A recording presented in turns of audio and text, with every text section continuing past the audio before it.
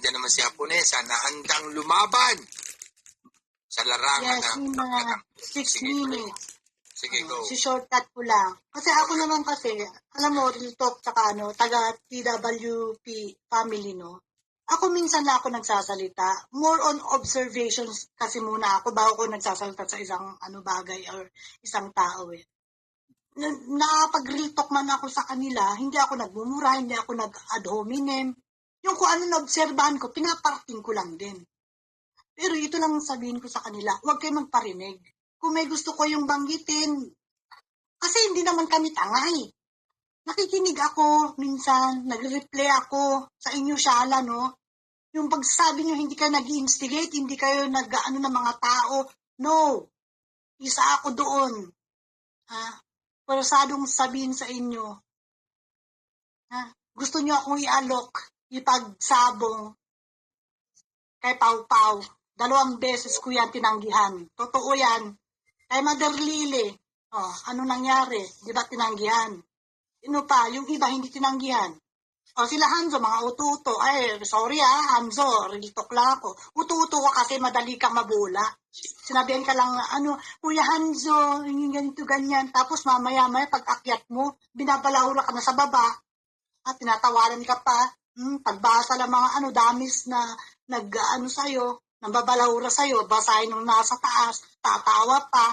Anong tingin mo sarili mo, mukha kang tanga. Yung real talk lang ako, sorry Sino ang nagkukunik yan? Ito bang nagkukunik para magkaroon kayo ng versusan ni Pau Pau? Ito bang si Jade Killer? Sa grupo nila? Or si Shala? Hindi si Jane, hindi naman si Jane, hindi. Hindi si Jane. O si Shala? Yun lang, hindi si Jane. Pinonta ka ba? Sinabi ba tayo? Hindi, yung totoo na lang tayo kasi nung time na pinapakyat ako ni Shala, nandun daw si Pau Pau.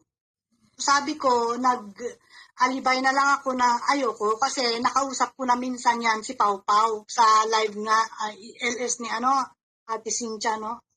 Na pinaakyat ako ni Pau Pau. Nakuha ko na yung logic na parang kausapin ko babaeng ganito. Diba? Irrelevant yung mga sinasabi. Then after that, nandun nga ako kay Baby siya, kay Shala. Tapos nung time na yon, nag-PM sa akin, dito si Pau Pau, akyat ka. Yung totoo yan, hindi ako nagsisinungaling, no? Sabi ko, may work ako, nag-alibay na lang ako. Tinanggihan ko. Pangalawa, sabi ko Sunday na lang.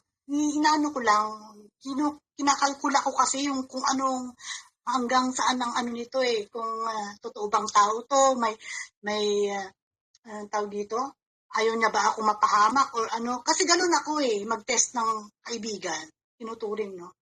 Nung Sunday, nag-alibay ulit ako, ayoko. Nung time naman, nung si Yuki, ito, pangalawa, no? Totohanan lang tayo hindi kita naaway, Shala. Totohanan lang tayo. Ay, naiinis ako sa'yo, huwag kang sabihin mo na hindi ka nag-instigate, hindi ka ng away dyan. Pagpaulaanan mo to si Mother Lily, nagwawalwal si Yuki sa taas. Diba nakiusap ka? Ito pa, umpisa muna natin. Nagkaroon kayo ng hindi pagkakaintindihan. Gano'n na lang.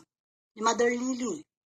So, ako yung bridge para hindi kayo mag-away.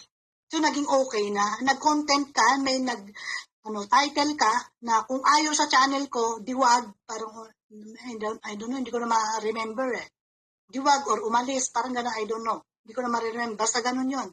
Tapos nakiusap ako sa'yo na wag naman gano'n. Kasi magkaibigan naman tayo. Diba? Yun yung totoo totohanan lang tayo dito. Now, yung time na umakyat si Bunso Yuki, na inaaway si Mother Lily. Diba? Gusto mo umakyat si Mother Lily? Ayaw niya nga umakyat. Pinakiusap ka sa akin. Nakiusap din ako kay Mother Lily na umakyat siya para magkabatik. Ayaw kasi ng away Yun yung totoo Huwag tayong dito, huwag tayong plastic, huwag tayong parang mabuti tayong tao. Ganun ako, talagang straight to the point ako. Pabulaanan mo yan. Yun lang po. And I thank you. Hanggang dun lang muna kasi mahahaba pa yung ano eh. Ayoko magsalita. Yun lang. Mas maganda naman yung nagtotoka ng katotohanan kasi